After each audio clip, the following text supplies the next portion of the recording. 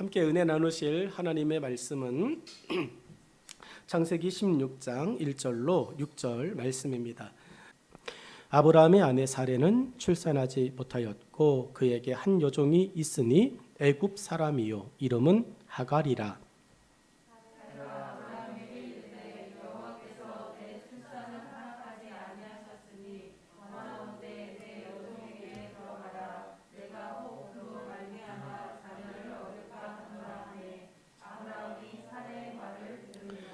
아브라함의 아내 사레가 그 여종 애굽 사람 하갈을 데려다가 그 남편 아브라함에게 첩으로 준 때는 아브라함이 가나안 땅에 거주한 지 10년 후였더라.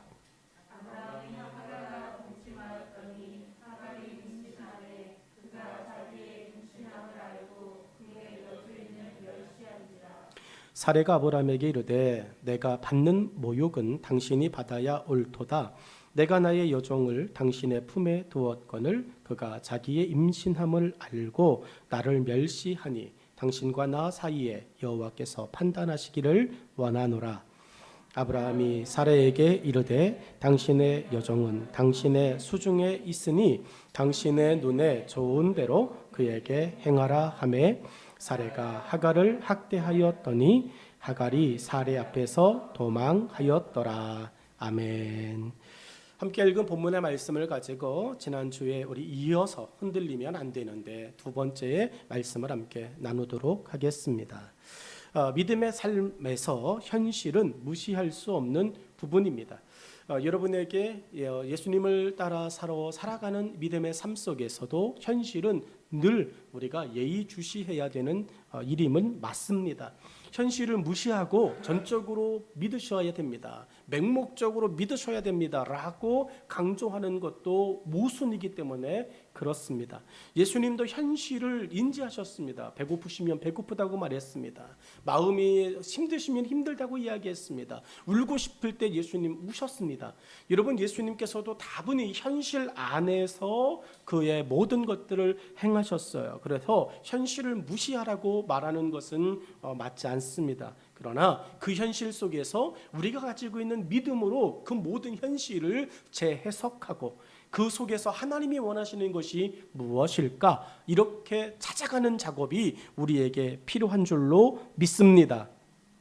믿음으로 하나님의 지시를 따라 사르밧이라고 하는 수넴 땅으로 들어간 한 명의 선지자가 있습니다. 여러분, 하나님께서 그 선지자에게 보이셨어요.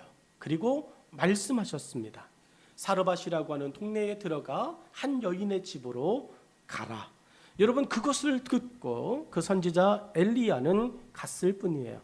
그 사람의 형편과 더 구체적인 그 사람의 지금의 모습이 어떤가를 하나님이 알려주셨으면 갔을까 안 갔을까? 생각해 보게 되죠. 하나님께서 그 집에 정말 너무 가난한 모습을 하나님이 환상 가운데 보여주셔서 가라. 그리고 가서 염치 없게 먹어라 라고 말하시면 여러분, 엘리야가 움직였을까? 판단할 수 있는 근거를, 너무 많은 정보를, 너무 많은 자료를 하나님은 엘리야에게 주지 않으셨습니다. 그냥 단순하게 사르밧이라고 하는 동네에 들어가라, 수넴 땅 사르밧이라고 하는 동네에 들어가라 라고 말씀하셨어요. 그리고 그 여인에게 들어가서 그냥 먹어라 라고 말씀하셨습니다. 여러분, 엘리야는 그 소리만 들었어요. 지금까지 엘리야에게 다가오신 하나님은 어떤 분이냐? 알려주신 대로 순종하면 좋은 일이 생겼다는 거죠. 하나님의 말씀하신 대로 했더니 기적이 일어났고, 하나님의 말씀하신 대로 순종했더니 모든 사람들이 하나님을 알게 되어졌다라고 하는 좋은 감정만 엘리야에게 있어요. 그러니 이번에도 하나님이 이렇게 지시하셨을 때 내가 거절할 이유가 없는 거예요. 내가 머뭇거릴 이유가 없는 것입니다. 하나님이 가라 하면 가고 오라 하면 오는 것, 이것이 내가 지금 해야 될 일이야 라고 생각했어요. 근데 이번엔 달라요. 엘리야가 사르밧 과부의 집에 들어가는 순간 느꼈습니다. 여러분, 엘리야가 사르밧 과부의 집을 탁 들어가는 순간부터 무엇인가 잘못되고 있다라고 하는 이 조짐을 눈치채기 시작했어요. 눈치가 있는 사람이라면 내가 지금 이게 판단을 잘못했구나 생각했을 겁니다. 여러분, 정말 이렇게 아무도 없는 곳, 몇 명 예배드리지 않는 곳에 세 가족이 와요. 그분들이요, 많은 사람들이 앉아 있는, 들어가도 편하지 않는 데는요, 여러분 이렇게 머뭇거리지 않습니다. 그냥 편하게 들어옵니다. 저쪽에 앉아 있습니다. 잘 보이지도 않아요. 근데 여러분 정말 작은 소수의 사람들이 있잖아요. 그러면 문 열었다가 문 닫고 나가요. 조용히 문 열었다가 다시 조용히 문 닫고 나갑니다. 소리 내잖아요. 조용히 걸어, 조용히. 야, 들킨다. 막 이렇게 이야기하면서 나갑니다. 왜요? 가면 왠지 모르게, 그리고 그런 교회일수록 환영을 너무 요란하게 해줘요. 우와, 새로운 가족이 오셨습니다. 우와, 박수 한번 쳐. 어떻게 오셨나요? 이름이 어떻게 되십니까? 어디 사십니까? 무슨 일 하십니까? 막 이렇게 꼬치꼬치 취조하듯이 이야기하잖아요. 여러분, 그래서 금방 분위기를 알아차리죠. 엘리야가 사르밧 과부의 집에 들어갈 때 그렇다는 거예요. 눈치가 있는 사람이면 알아챌 정도로 사르밧 과부의 형편은 좋지 못했습니다. 엘리야는 현실과 믿음의 순종의 상황을 동시에 만난 거예요. 사르밧 과부는 엘리야에게 한 번 더 대못을 박습니다. 당신이 나에게 그런 부탁할 수 없도록 아주 쐐기를 박는 말을 사르밧 과부가 엘리야에게 탁 던져 놓습니다. 그 쐐기를 박는 말이 뭐냐? 열왕기상 17장 11절로 12절입니다.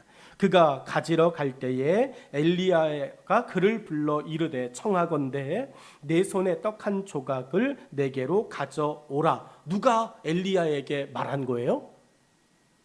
하나님이 하신 말이에요. 하나님이 엘리야에게 하신 말씀이 11절의 말씀이었어요. 무슨 말이냐면 엘리야가 내 손에 떡 한 조각을 내게로 가져와라 라고 이야기한 거였어요. 엘리야에게 하나님이 그 사르밧 과부의 집에 들어가서 너는 먹어라 라고 말하셨거든요. 그러니까 그걸 먼저 내게 갖고 와라 라고 말하는 것입니다. 그렇게 이야기했을 때 여자인 사르밧 과부가 하는 말이 12절에 그가 이르되 당신의 하나님 여호와께서 뭐 하세요? 살아계심을 두고 맹세하는 거예요. 여러분, 살아계신 하나님의 이름을 걸고 이 사르밧 과부가 엘리야에게 맹세하는 것입니다. 당신 보기에 너무 염치 없지 않아? 라고 이야기하는 거죠. 이 정도면은 벼룩의 간을 빼먹는 거 아니겠어? 라고 이야기합니다. 맹세하노니 나는 떡이 없고, 일단 없고. 근데 엘리야는 지금 뭘 갖고 오라고 그러냐면 떡 한 조각을 가져와라 라고 말합니다. 근데 나는 일단 당신이 말한 뭐가 없어요? 떡이 없어요 라고 이야기합니다. 다만 통에 가루 한 움큼과 병에 기름 조금뿐이라. 그리고 내가 나뭇가지 둘을 주워다가, 여러분 사르밧 과부가 지금 계속 엘리야에게 가지고 가고 있는 현실적인 접근을 보셔야 돼요. 뭐라고 접근하죠? 여러분, 없음으로 접근하는 거죠. 현실적으로 당신이 하나님의 명령인지는 모르겠어. 하나님의 지시인지는 모르겠어. 그거는 난 모르겠고 나는 없어. 이렇게 나오는 거예요. 여러분, 현실적으로 사르밧 과부는 엘리야에게 내가 불가능하다라고 하는 것을 이야기합니다. 그리고 결정적인 말 한마디가 나와 내 아들을 위하여 음식을 만들어 먹고, 11절에 엘리야는 나를 위하여 가져와라 이야기했는데 당신은 당신 알아서 살고 나는 나와 내 아들을 위해서만 만들 거예요. 이게 사르밧 과부가 가지고 있는 하나님의 사람과 함께 있음에도 보고 있는 현실의 모습이라는 거죠. 여러분, 오늘 우리가 이 사르밧 과부의 현실의 모습 앞에 너무 많이 섭니다. 자주 섭니다. 그리고 오늘 어쩌면 이 예배 시간도 이 사르밧 과부와의 현실과 같은 모습일 수 있습니다. 근데 여러분, 은혜인 것은 바로 이곳에 하나님의 사람 엘리야처럼 하나님께서 이곳에 여러분과 함께하고 계시는 줄로 믿습니다. 여러분, 죽겠다라고 이야기합니다. 현실 다 겪고 난 후에 조금 가지고 만들고 나뭇가지 주워다가 결국은 나는 죽겠다라고 하는 현실의 이야기를 해요. 그런데 하나님은 그곳에 그건 안 되고 라고 이야기합니다. 죽음의 현실을 하나님은 엘리야를 통하여 삶의 현실로, 생명의 현실로 바꾸어 놓으시는 줄로 믿습니다. 이런 현실과 믿음의 문제 앞에 선 사람이 엘리야뿐이겠냐고요. 여러분 난처한 이런 요구를 해야 될 때가 얼마나 많습니까? 특별히 이제 집사님들이 평신도들에게 교회 목사님 이거 해야 된다고 얘기했어. 여러분 그렇게 이야기했는데 도저히 그 사람이 할 수 있는 게 아니잖아요. 우리 비전트리 교사들이 아이들에게 이거 해야 돼라고 이야기하는데 그 아이를 봤을 때 도저히 불가능한 것들이 있잖아요. 오늘 엘리야가 바로 여러분이라고 하는 것을 우리는 생각해 봐야 되지 않겠습니까? 교회의 영적인 리더들이 얼마나 많이 이 엘리야처럼 현실적인 이 문제 앞에 설 때가 많습니까? 성경에 나오는 하나님의 사람들 치고 이러한 현실의 상황을 겪지 않은 사람은 없더라는 거예요. 그렇지만 그 현실을 뛰어넘어 하나님을 기쁘시게 할 믿음의 순종을 보였기에 그들을 세상은 이렇게 평가합니다. 도저히 그들은 감당할 수가 없어. 여러분 엘리야의 이야기를 들었던 사르밧 과부의 마음에 내가 저 사람의 이야기, 내가 저 사람의 그 고집, 저 사람이 끝까지 없는 건 알겠어. 내가 들어오자마자 분위기를 보니까 야, 이게 없는 건 알겠다. 근데 무조건이야. 다른 건 없어. 내가 먼저 먹게 해줘. 내가 먼저 우선순위야. 내가 먼저야라고. 근데 하나님 너무나도 우리에게 많이 원하지 않으십니까? 언제나 우리의 형편과 우리의 상황을 배려하실 법한데 은혜의 하나님, 긍휼의 하나님, 자비의 하나님, 사랑의 하나님이라고 말씀하신 하나님이 우리를 배려하실 만한데 어떤 일이 있어서만큼은 하나님이 너무 고집스러우신 거죠. 됐고 나 먼저야라고 이야기하는. 됐고 나 먼저 생각해라고 말씀하시는 그 하나님의 모습이 여러분 우리에게 보여주시는 거예요. 오늘 엘리야와 사르밧 과부의 모습에서 여러분 그렇게 엘리야가 고집을 부립니다. 내 거 먼저 갖고 와라고 고집을 부려요. 그때 사르밧 과부가 두 손 두 발 다 든 거 아닙니까? 결국은 어떻게 됐어요? 먼저 주잖아요. 두 손 두 발 다 들었어요. 그 고집이 현실을 봤을 때 도저히 하면 안 될 것 같은 그 마음에 이건 안 되겠다라고 하는 자기 자신의 스스로의 판단을 뒤로 한 채 나를 이곳에 보내신 하나님의 말씀을 그냥 두 눈 딱 감고 엘리야가 안 돼, 나 먼저야, 안 돼, 하나님이 나 먼저라고 말했어. 이렇게 고집을 부렸을 때 여러분 결국은 사르밧 과부가 포기했다는 거예요. 나와 내 아들이 먹을 거 그거밖에 안 만들 거야 그랬던 이 여인이 그냥 포기했습니다. 그냥 그래 어차피 죽을 거 모르면서 엘리야 거를 하나 만들었어요. 크기는 차이 나겠죠.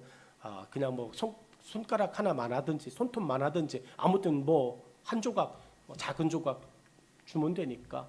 근데 여러분 그게 기적을 만듭니다. 저는 엘리야가 사르밧 과부의 입장에서 감당할 수 없는 사람, 내가 도저히 저 사람을 감당할 수 없네라고 하는 그냥 평가를 내려놓은 것이라고 생각합니다. 믿음의 사람들은 이렇게 살아가는 것 같아요. 현실 앞에 섰을 때 그 현실을 뛰어넘어 하나님을 기쁘시게 할 믿음의 순종을 오늘도 보여주고 있느냐, 이것이 여러분 여전히 세상의 사람들이 우리에게 기대하고 있는 모습인 줄로 믿습니다.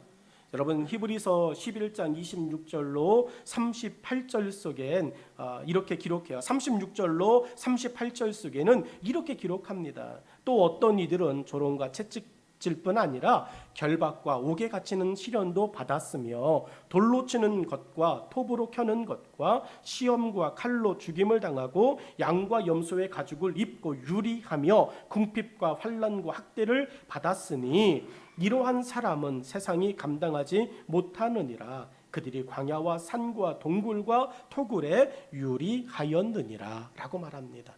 여러분 이 사람들의 현실을 보면 죽는 것밖에 없어요. 고난당하는 것밖에 없습니다. 무엇인가 편안함도 없습니다. 그런데 그들이 거하고 있는 곳의 모습을 돌아보면 하나님 만나기는 너무 좋은 자리예요. 여러분 동굴 속에 있습니다. 광야 속에 있습니다. 산 속에 있습니다. 여기저기를 옮겨 다닙니다. 여러분 하나님 외에는 의지할 게 없습니다.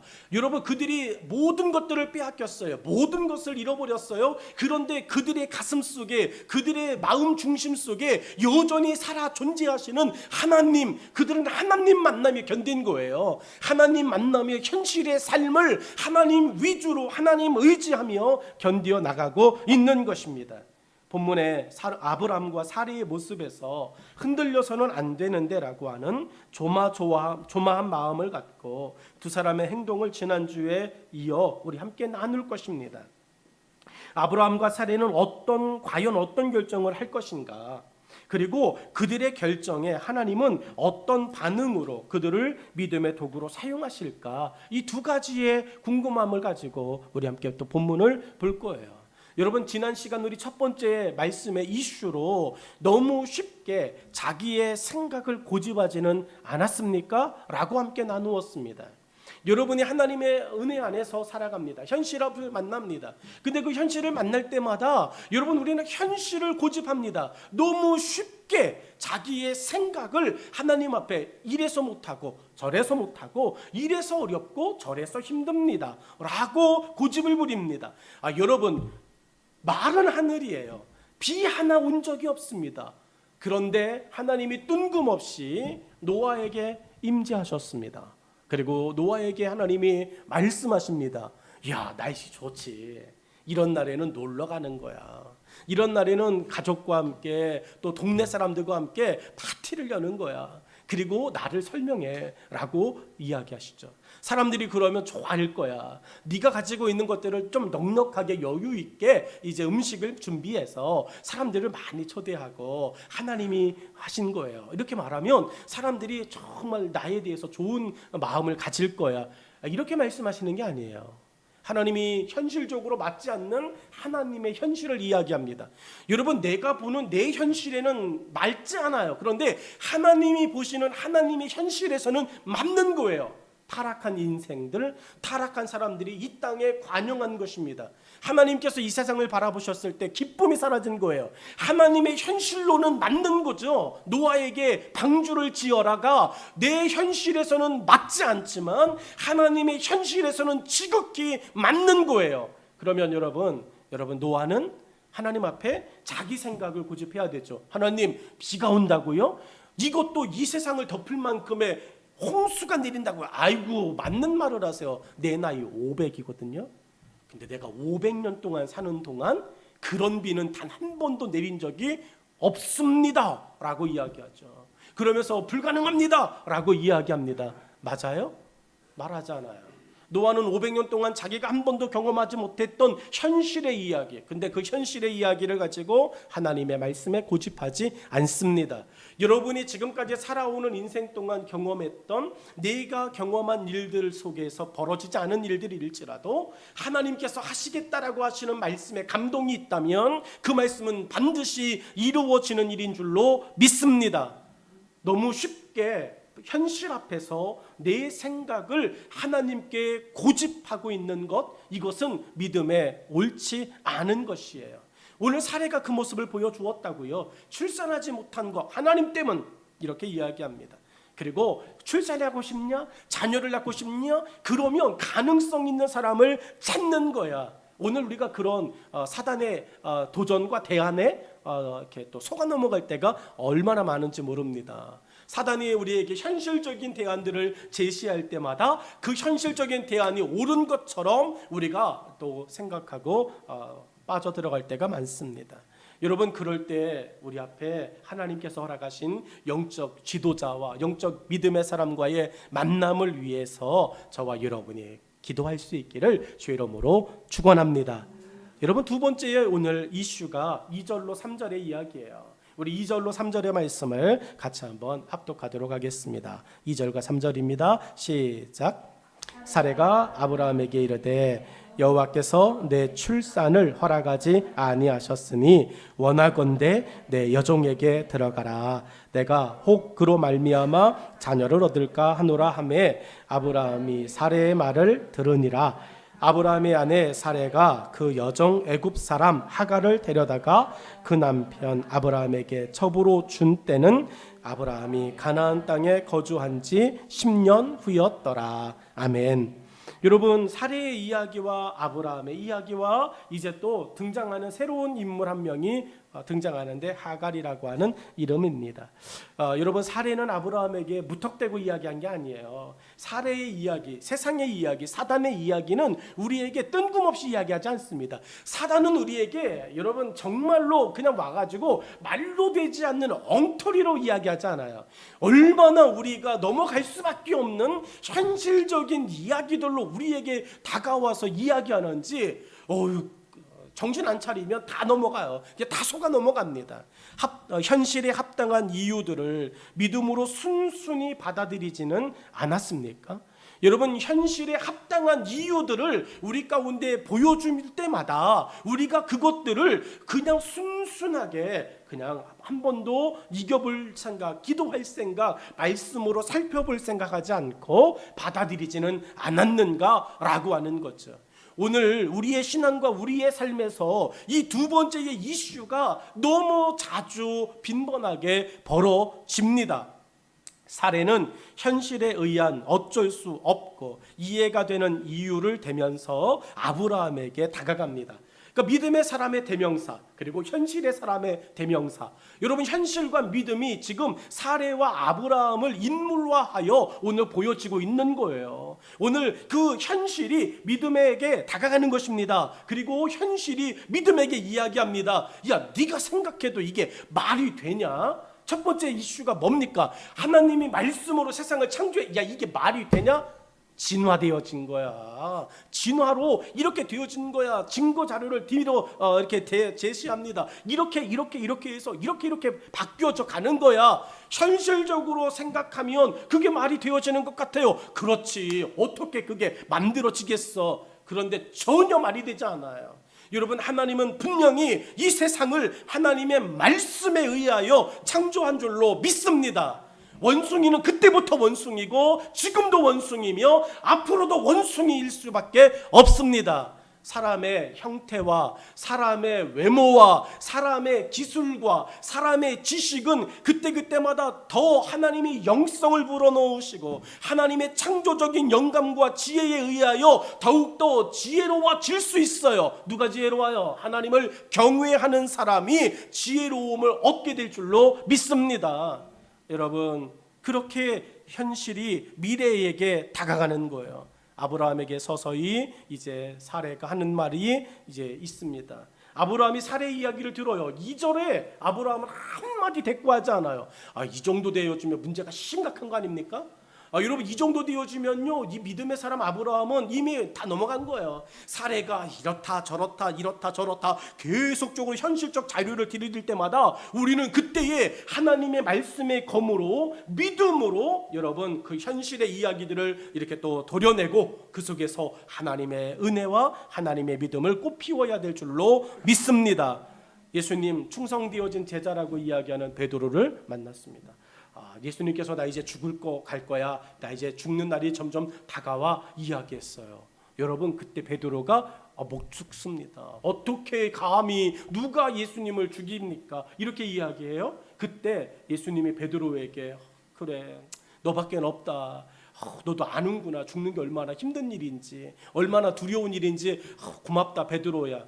여러분, 우리는 그렇게 위로받고 싶을지 몰라요. 여러분이 힘들고 우리가 어려운 일을 경험하고 닥치고 또 만났을 때 누군가가 우리에게 와서 우리의 현실을 보듬는 이야기를 더듬어주고 말해주고 또 격려해주면 우리는 더 감동받을지 몰라요. 근데 여러분, 그 감동받음이 하나님의 일을 방해하는 일이라면 우리는 그 감동을 벗어 던져야 할 줄로 믿습니다. 예수님 베드로의 위로에 눈 하나 깜빡하지 않아요. 여러분, 그리고 오히려 예수님이 베드로에게 사단아 내 뒤로 물러가라 라고 이야기합니다. 나를 위로해 주었던 제자, 나의 아픔을 알아주었던 제자, 내가 지금 어떤 마음인지를 또 이렇게 공감해 주었던 제자, 공감하는 제자를 예수님이 사단아 내 뒤로 물러가라 라고 이야기하십니다. 여러분, 예수님의 현실이 여러분 베드로의 눈에 여전히 보여졌습니다. 다른 제자들도 똑같이 느낍니다. 여러분이 겪고 있는 현실이 우리의 눈에도 보입니다. 그런데 여러분의 현실이 눈에 보일 때 여러분의 눈에 보이는 그 현실을 현실로 이야기하고 현실로 반응하면 여러분의 마음은 위로될지 몰라요. 여러분의 마음은 격려가 될지 모르고 힘이 될지 모릅니다. 그런데 여러분의 앞에 한 걸음은 여러분 큰 문제가 벌어질지 몰라요. 여러분 현실의 이야기 속에서 하나님께서 원하시는 현실이 무엇인가를 볼 수 있기를 원해요. 여러분의 현실 속에 하나님의 현실이 무엇인가를 발견할 수 있기를 주의 이름으로 축원합니다. 여러분 우리는 정말로 하나님의 현실, 내게 이런 일이 벌어진 내 현실이 아니라 왜 이렇게 되어졌는지에 대한 하나님의 현실을 파악하는 것에 있어서 우리는 민감하지 못했다라고 하는 것입니다. 아브라함과 사레에게 왜 이런 일이 벌어졌을까? 하나님께서 약속하신 대로 그 약속에 순종하여 옮겨온 내게, 우리 가정에게 왜 이런 일이 벌어졌을까? 하나님의 현실이 무엇일까? 라고 하는 것을 우리는 발견해야 됩니다. 여러분 여전히 이들은 하나님께 대하여 자녀가 아닌 믿음의 트레이닝, 믿음의 훈련을 하고 있는 시간, 믿음의 연습을 하고 있는 시간으로 하나님의 현실이 이들에게 보여지고 있는 거예요. 오늘 사례의 이야기를 아브라함을 듣고 서서히 믿음에서 현실로 옮겨 놓고 있다는 거죠. 여러분에게 현실의 환경과 현실의 이야기가 접근하면 접근할수록 우리는요 그 속에서 멈추질 않아요. 그리고 공감되어지는 거에만 이제 만끽되어집니다. 내가 공감을 받고 있구나.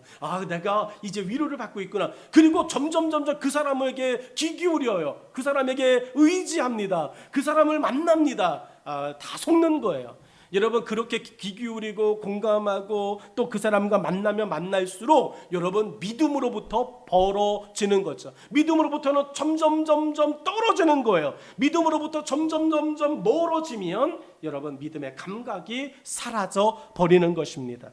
우리도 사례와 같은 일들을 만나서 쩔쩔매며 근심할 때 누군가가 사례처럼 다가오는 사람들이 있습니다. 논리적으로 접근합니다. 현실적으로 다가오죠. 이성을 갖고 생각해 봐야 한다고 조언하는 사람들을 많이 만나고 듣게 되어집니다. 여러분이 지금까지 고난을 당하고 어떤 어려운 문제를 만났을 때 여러분에게 혹시 정말 절친들이 아니면 직장에 신뢰했던 상사들이 아니면 가족의 일원이 논리적으로 현실적으로 이성을 갖고 한번 다시 생각해 봐라고 조언하며 다가왔던 사람들은 없습니까? 여러분이 고난당할 때 냉철하게 그것은 하나님의 뜻에 옳지 않았어 라고, 그거는 옳지 않은 계획이야, 결정이야 라고 하는 소리를 들었을 때 여러분은 솔직히 마음이 좋으셨습니까? 쓴 몸에 좋은 약은 입에 쓴 법이죠. 여러분 오늘 엘리야의 이야기를 듣는 사르밧 과부에겐 엘리야의 이야기가 좋은 말이겠어요? 여러분 사례의 이야기를 듣는 아브라함에게 사례의 이야기는 좋은 말일까요? 나쁜 말일까요? 이 분위기는 대답하기 난처하다 이 분위기인가요? 여러분 사례의 이야기를 아브라함은 그대로 듣고 있어요. 그 이야기를 들으며 아브라함의 입장에서 내 아내 사례의 이야기는 좋은 말일까요? 나쁜 말일까요? 이것도 우리가 쉽게 결정하지 못한다면 우리가 얼마나 세속의 사람이 된 거예요. 얼마나 이 속물이 되어진 것입니까? 안 좋은 말이잖아요. 이 말이 이렇게 어려워요? 그렇게 안 좋습니다라고 자신 있게 이렇게 표현할 만큼 여러분 어려운 이야기였습니까? 안 좋은 거예요. 아내가 어떤 이야기를 해오든 하나님의 말씀에 저해됐잖아요. 하나님의 말씀의 뜻이 아니었잖아요. 우리들이 10년 전에 의기투합해 믿음의 길을 따라 나왔던 그 이야기하고는 전혀 다른 말이잖아요. 그러면 사례가 아브라함에게 현실이 어떻습니다, 논리적이 어떻습니다, 이성적으로 생각해도 이렇게 이야기할 때 여러분 아브라함에게 있어서 그 말은 옳지 않은 이야기입니다. 그러면서 하나님께 대한 믿음과 의지함의 자리에서 일어나 아브라함이 그렇지 라고 이야기해요. 드디어 그렇지. 그렇지라고 하는 말이 성경에는 없어요. 근데 그렇지가 어디서 나왔냐면 하갈을 아내로 맞이하더라 이거죠. 여러분, 아브라함이 사레의 이야기를 들어버렸어요. 그리고 그 이야기를 듣고 여러분, 아브라함이 맞아, 당신의 말이 100번 옳소이다 라고 하는 말은 하갈이 아내가 되었다라고 하는 것입니다. 이성적으로 현실을 생각해야 할 때 야라고 현실의 이유들의 손을 아브라함이 번쩍 들어주고 말았다는 거죠. 여러분, 하나님께 대한 믿음은 없어지고 현실에 대한 이제 패배자가 되어져 아브라함과 사레가 거하게 됩니다. 사레와 아브라함, 그리고 이제는 하갈이라고 하는 하나님의 계획에 전혀 고려되지 않던 새로운 사람까지 현실의 이유들을 거두는 사람으로 본문에 기록되기 시작합니다. 여러분, 지금 우리가 살펴보는 15장까지는 그래도 여러분 버틸만 했어요. 뭐 롯이 조금 속썩이고 뭐 이랬지만 그래도 버틸만 했어요. 근데 16장을 시점으로 하갈이 아이를 낳으면서부터 여러분 이 걷잡을 수 없는, 오늘 사모님의 기도에도 아프가니스탄 등장했습니다. 그 아프가니스탄, 여러분 그 조상이 누구일까요? 아랍의 조상, 중동의 조상이 누구일까요?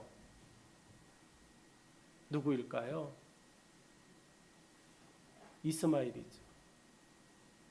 이스마엘 들어보셨나요? 누구의 형이죠? 이삭의 형이죠. 여러분, 전혀 뜬금없는 그 현실의 이야기를 쳐내지 못해서 여러분 지금 이제 두 민족 가운데 아픔이 시작됩니다. 하나님의 의도와 전혀 다름에도 일사천리로 일이 너무 쉽게 진행되어져요. 10년 동안 내 아내인 사라에게는 애가 없었는데 하갈을 맞이하자마자는 이게 웬일이죠? 여러분, 우리 이렇게 일이 갑자기 급진전되어질 때 하나님의 뜻이 이거였네, 하나님은 이거를 원하셨네 라고 우리가 또 착각해요. 우리가 또 그 속에 빠져들어가요. 그리고 이게 믿음의 일이라고 이야기합니다. 우리도 많이 그래 봤거든요. 근데 전혀 옳지 않습니다. 여러분, 하나님과 다른 길을 걸어갔을지도 몰라요. 이들이 행한 착각과 받아들임을 본문은 두 가지로 정리해 놓았어요. 2절 하반부에 있는 이야기를 보십시다. 내가 혹 그로 말미암아 자녀를 얻을까 하노라 하매. 이게 사례가 한 말이에요. 근데 여러분, 그 속에서 뭐가 있냐면 약속의 자녀가 현실의 자녀일 수도 있다는 착각에 사례가 빠져버린 거예요. 하나님께서 약속하신 약속의 자녀가 현실의 자녀일 수도 있겠는데 라고 빠진 거예요. 근데 2절 저 앞부분에 하반절에 있는 말씀 속에 하갈의 문제가 있습니다. 뭐라고 생각하냐면 내가 혹 이렇게 생각해요. 여러분, 벌써 나왔죠. 확신이 없는 거죠. 내가 혹시, 이 말이에요. 내가 혹시 그로 말미암아, 하갈로 말미암아 자녀를 뭐 할까? 여러분, 얻을까라고 하는 말은요, 얻는다예요. 그럴 수도 있지 않을까라고 하는 기대예요. 기대죠. 의심이죠. 여러분, 아직 확신이 없는 거예요. 사라도 알아요. 여러분, 사례 자신도 확신이 없는 거예요. 그런데 확신이 없는 저 일을 현실이기 때문에 믿음 앞에 턱 내놓는 것입니다. 여러분, 2절 하반절의 저 한마디 속에서 우리가 얼마나 많이 얻을까라고 하는 이 착각에 빠져 사는지 이야기합니다. 역시 그로 말미암아 자녀를 얻을까? 이렇게 하면 되지 않을까? 저렇게 하면 되지 않을까? 라고 하는 이 유혹 앞에서 우리가 얼마나 믿음 대신에 현실을 선택할 때가 많이 있냐라고 하는 이야기입니다. 사례는 이 불확실성을 가지고 믿음의 사람 아브라함에게 접근했어요. 근데 아브라함은 믿음의 이 불확실성을, 현실의 이 불확실성을 믿음으로 받아들였어요. 그리고 하갈에게 갔어요. 욕심이 들어왔습니다. 잉태가 되었어요. 죄가 시작되기 시작했다는 말입니다. 자, 여러분 3절의 말씀을 같이 한번 보죠. 두 번째가 3절의 말씀인데요. 아브라함의 아내 사레가 그 여종 애굽 사람 하갈을 데려다가 그 남편 아브라함에게 첩으로 준 때는 아브라함이 가나안 땅에 거주한 지 10년 후였더라 라고 이야기합니다. 이게 무슨 말이냐면 이거예요. 믿음으로 지킨 10년의 시간보다 지금 당장 내가 급하게 여기는 내 불안과 내 조급함의 이 순간, 이 선택이 오라라고 이야기하는 거예요. 여러분, 이제는 사레가 적극적으로 자기의 여종, 몸종이었던 하갈을 적극적으로 끌고 오는 거예요. 그냥 왔을까요? 여러분, 하갈이 올 때 그냥 왔을까요? 여러분, 사레가 하갈을 만나서 어떤 이야기를 했을까요? 그냥 예전에 주종이니까 시키면 해. 이게 될까요? 여러분, 하갈에게 사레는 모든 달콤한 이야기를 던졌을 거라고요. 네가 애만 낳으면 내가 너를 정말로 섬겨줄게. 내가 너 정말 동생 뭐 이렇게, 여러분, 그렇게 모든 것들을 동원해 하갈에게 이야기되어지고, 그래서 하갈이 아브라함에게 이제 들어가고, 여러분, 이 스토리가 아니면 하갈이 그냥 왔겠냐고요. 더군다나 가족처럼 여기는. 왜요? 아브라함에게 남종 하나 있었잖아요. 자녀가 없을 때 하나님, 내 유산을 유업을 이을 자는 얘밖에 없습니다. 그러며 자기의 환도뼈에 손을 넣고 기도하며 서원할 정도로 신뢰했던 종이 있었잖아요. 하갈이 사레에겐 그런 의미의 종이 아니겠냐고요. 여러분, 그런데 문제가 생겼어요. 뭐냐면 믿음의 10년이 우리에겐 지금 당장 겪고 있는 현실보다 약한 거예요. 아브라함의 가정에 틈타 들어온 현실의 방향 감각이 합리적인 것처럼 보여집니다. 사레의 말은 누가 봐도 논리적이었고 이해를 얻게 하였습니다. 그러나 하나님의 말씀이 사레의 말에선 철저하게 외면당하고 있습니다. 저는 이 말씀을 보면서, 그리고 말씀을 묵상하면서 흔들리면 안 되는데 라고 하는 이 마음의 불안함이 여기서 생긴 거예요. 여러분, 사레가 현실 앞에 논리와 이성적으로 접근했을 때 사레에게서 점점 멀어지는 것이 있었어요. 하나님의 말씀이 멀어진 거예요. 하나님의 말씀이 사레에게서 완전히 거두어졌습니다. 지금까지 인도하며 모든 환난에서 도움이 되신 하나님의 사랑과 은혜, 그리고 약속이 사레가 느낀 현실의 벽 앞에서는 더 이상 신뢰할 만한 믿음의 주인이 될 수 없게 되었습니다. 여러분의 현실 앞에서 여전히 하나님의 말씀은 신뢰할 만하십니까? 여러분이 지금 겪고 있는 여러분의 인생의 좀 불안한 미래의 그런 일들 앞에서도 여전히 하나님의 말씀은 여러분을 빛 가운데로 인도하고 있다고 자신하십니까? 여러분이 하나님의 말씀 속에 여러분의 현실이 어떻든 상관없이 여러분은 하나님의 말씀이 여러분의 삶을 여전히 인도하고 있다고 신뢰하십니까? 여러분, 정말 자신하십니까? 여러분, 그렇다면 여러분의 현실이 어떻든 지금 여러분이 보내고 있는 그 믿음으로 시작한 그 일들 속에서 여러분은 보여지고 있는 현실 앞에 두려워해서는 안 되는 거 아닙니까?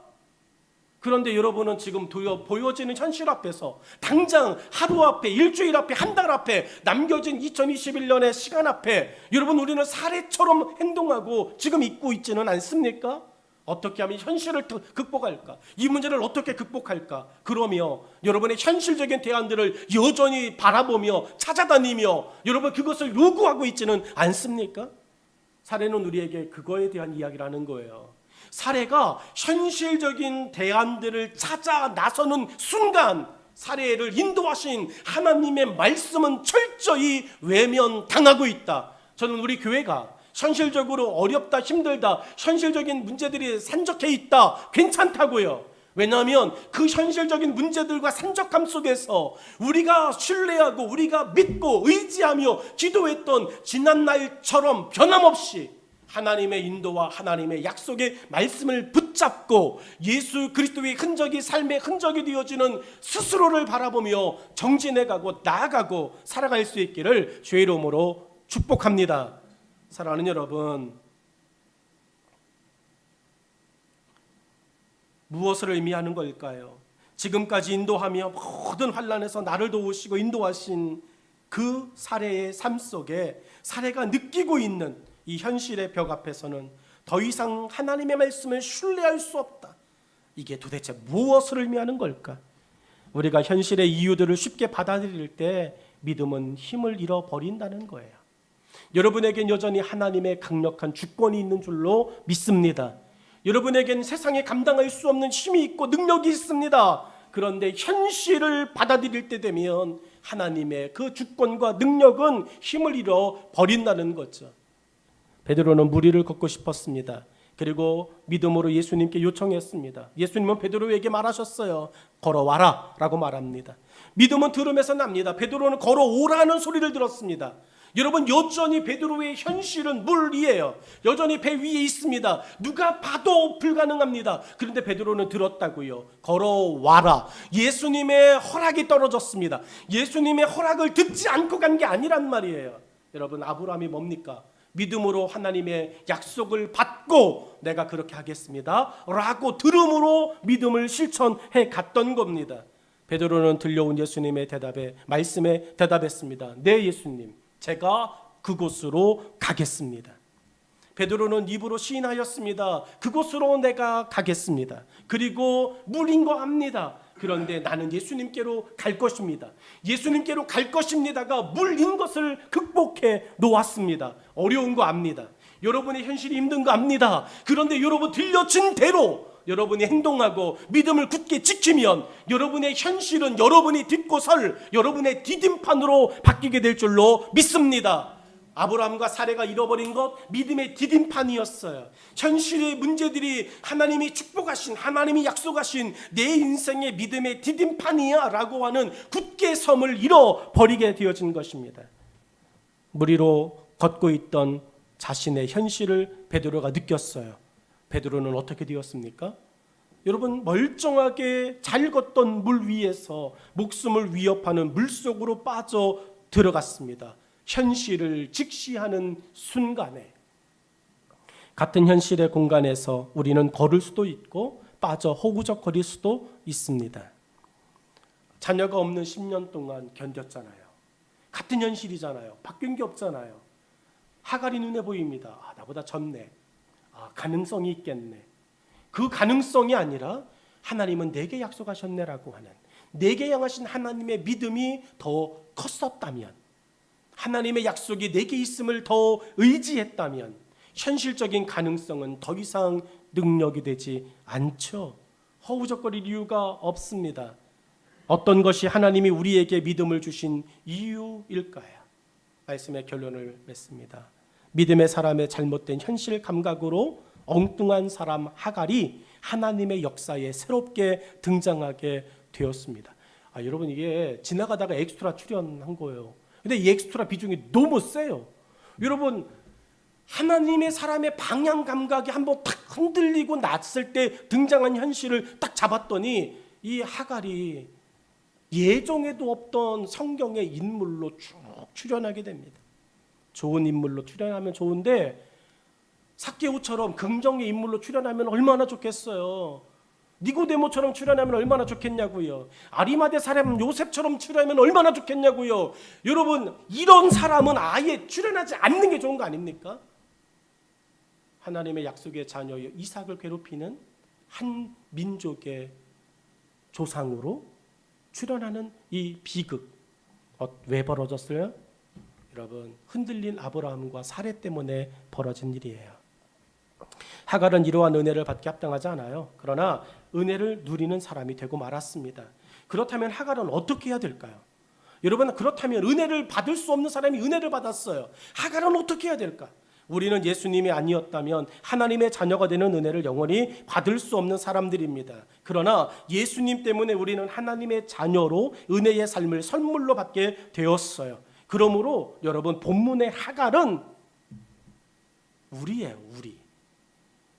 본문의 하갈은 다른 사람이 아니라 우리예요. 하나님의 은혜 아니면 절대로 하나님의 역사에 등장할 수 없는 우리. 하갈이 우리의 모습이에요. 근데 하갈이 뭘 잘못했느냐? 하갈은 사례와 아브라함을 통해 얻은 은혜와 축복을 교만의 기회로 삼고 말았어요. 철저히 우리 아닙니까? 하나님 때문에 살았어요. 예수님 때문에 구원함을 얻었어요. 근데 내가 잘나서 그런 줄 알아요. 하나님께 받은 은혜를 철저히 여러분 겸손하게 살지 않고 교만의 기회로 살아요. 사례 입장에서는 원수가 따로 없습니다. 4절로 5절의 말씀을 볼까요? 4절로 5절의 말씀이 이렇습니다. 아브라함이 하갈과 동침하였더니 하갈이 임신함에 그가 자기의 임신함을 알고 그의 여주인을 뭐해요? 멸시해요. 오늘 여러분에게 믿음을 주신 하나님을 멸시하고 있지는 않습니까? 오늘 내게 은혜를 주시고 나를 여기까지 인도하신 하나님께 오늘 우리가 멸시하며 삶을 살고 있지는 않습니까? 내 문제와 내 상황이, 내 현실이 조금 해결되어지면 언제 날 도와주셨냐고, 언제 나를 인도해 주셨냐고 하나님 앞에 온전히 서는 삶을 중단하고 있지는 않습니까? 여러분 변하지 않고 여러분의 믿음의 신실한 삶을 끝까지 지켜나갈 수 있기를 주의 이름으로 축원합니다. 흔들려서는 안 됩니다. 흔들려서는 안 됩니다. 하나님께서 지금도 여전히 나를 인도하신다라고 하는 삶을 갖고 살아야 합니다. 말씀의 결론을 한 절로 요약하자면 이렇게 되어지죠. 사례는 믿음의 기다림이 적음이 문제였어요. 아브라함은 하나님의 뜻을 구하지 않음이 문제였습니다. 하갈은 받은 은혜에 감사와 겸손치 않음이 문제였어요. 여러분은 하갈, 아브라함 그리고 사례 중에 어디에 있을까요? 흔들렸던 자리에서 다시 믿음의 자리로 저와 여러분이 돌아올 수 있기를 주의 이름으로 축원합니다. 기도하겠습니다.